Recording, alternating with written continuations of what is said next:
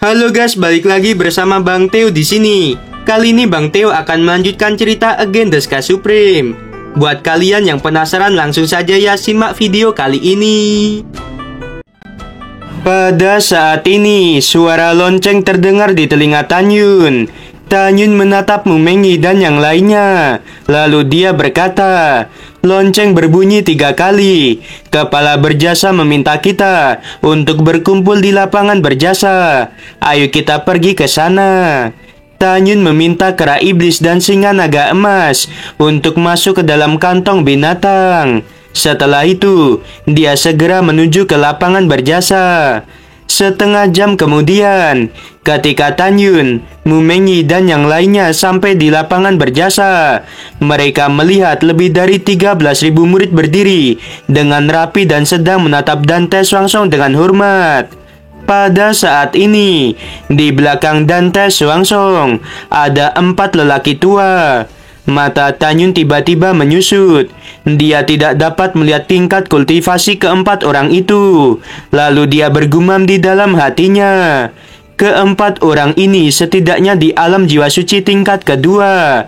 Mungkinkah kepala sekte meminta mereka untuk membantu mengelola divisi berjasa gerbang abadi? Dante Swangsong menatap semua murid divisi berjasa. Lalu dia berkata dengan serius, kepala sekte ini akan mengumumkan 3 hal. Pertama, divisi berjasa gerbang suci telah dibangun. Murid yang sudah memasuki alam jiwa ilahi akan menjadi murid divisi berjasa gerbang suci. Mendengarkan hal itu, ratusan murid yang telah dipromosikan ke alam jiwa ilahi tingkat pertama, mereka menjadi bersemangat. Dante Swangsong menatap Shen Subing dan Shen Suzhen. Lalu dia berkata dengan keras, Subing, Suzhen, dengarkan perintahku. Shen Subing dan Shen Suzhen berlutut dan berkata, bawahan ada di sini. Dante Swangsong berkata dengan senyum di wajahnya, mulai sekarang, kepala sekte ini akan menunjuk Shen Subing sebagai kepala divisi berjasa gerbang suci. Shen Suzhen adalah tetua agung dari divisi berjasa gerbang suci. Shen Subing dan Shen Suzhen bersujud. Lalu mereka berkata, terima kasih kepala sekte. Dante Swangsong meminta kedua wanita itu untuk berdiri. Lalu dia menatap 4 lelaki tua yang ada di belakangnya dan berkata lagi, mulai sekarang, kepala sekte ini akan menunjuk Dantayan sebagai tetua agung divisi berjasa gerbang abadi. Dan Taifeng menjadi tetua kedua dari divisi berjasa gerbang abadi. Dan Taiseng menjadi tetua ketiga divisi berjasa gerbang abadi. Dan Taizong menjadi tetua keempat divisi berjasa gerbang abadi. Begitu kata-kata itu terdengar, keempat tetua bersujud ke arah Dante Swangsong dan berkata dengan hormat, bawahan berterima kasih pada kepala sekte. Dante Swangsong mengangguk dan berkata, mulai sekarang, kalian berempat harus memperkuat divisi berjasa gerbang dalam dan gerbang abadi. Ingat, jangan sampai melemah. Selain itu, Shen Subing adalah pejabat tertinggi di seluruh divisi berjasa. Perintahnya adalah perintah kepala sekte ini juga. Siapapun yang tidak mematuhi perintah Shen Subing, dia akan dihabisi. Mendengarkan hal itu, mereka berempat berkata dengan keras, bawahan mematuhi perintah. Dante Swangsong mengangguk dengan puas. Dia meminta mereka berempat untuk berdiri. Lalu dia menatap Shen Subing dan berkata, Subing, kamu sekarang bisa pergi ke divisi berjasa gerbang suci. Tentu saja, pamanku dan Tailong juga akan ikut denganmu. Dante Swangsong berkata lagi, Tanyun, kamu kemarilah. Ketika Tanyun melesat ke arena berjasa nomor 1, Dante Swangsong melambaikan tangan kanannya dan mengatur penghalang kedap suara.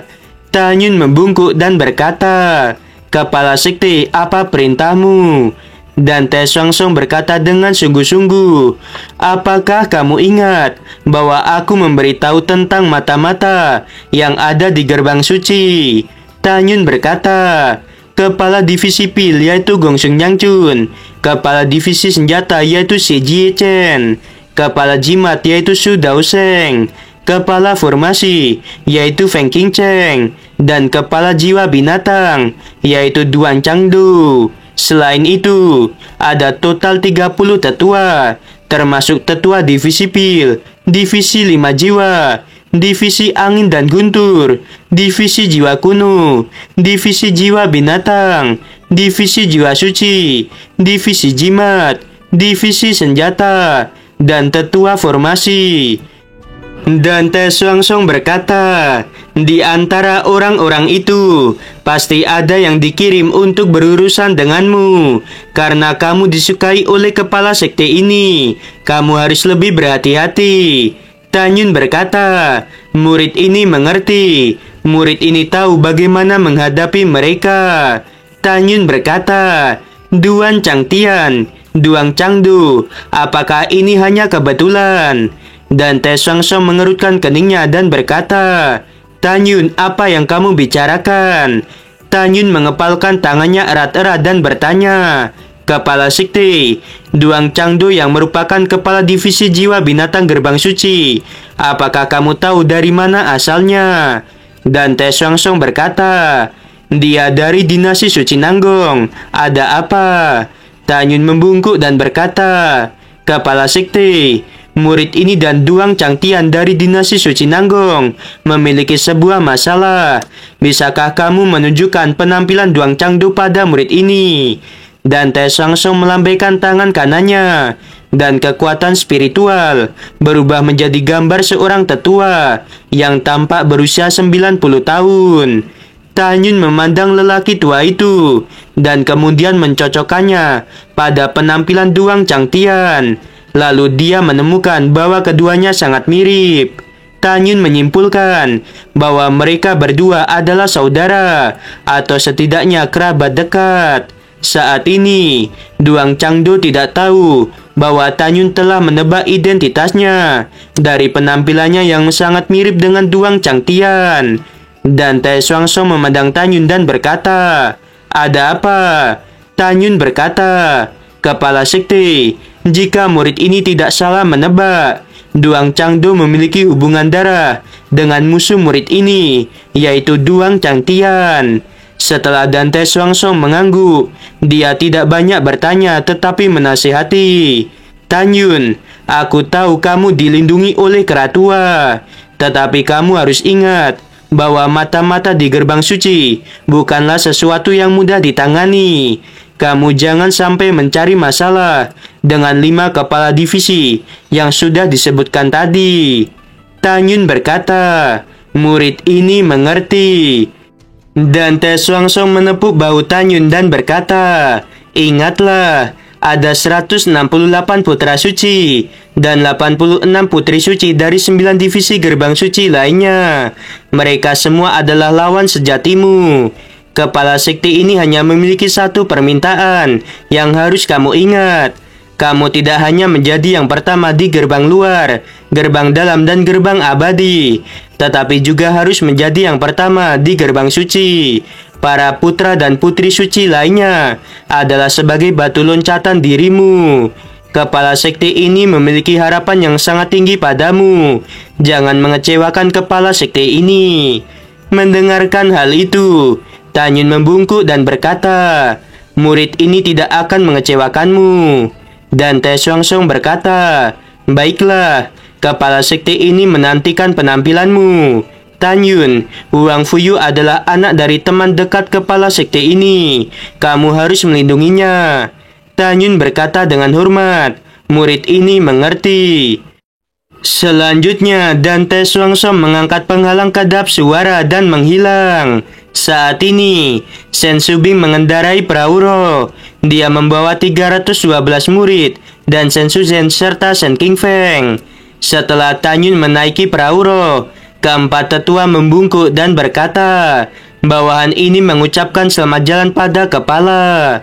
Kemudian, lebih dari 10.000 murid bersujud dan berteriak.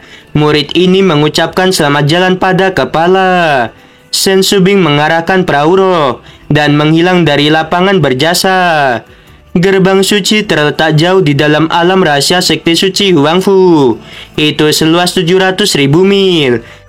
Gerbang suci sebagian besar terdiri dari pegunungan yang menjulang ke awan.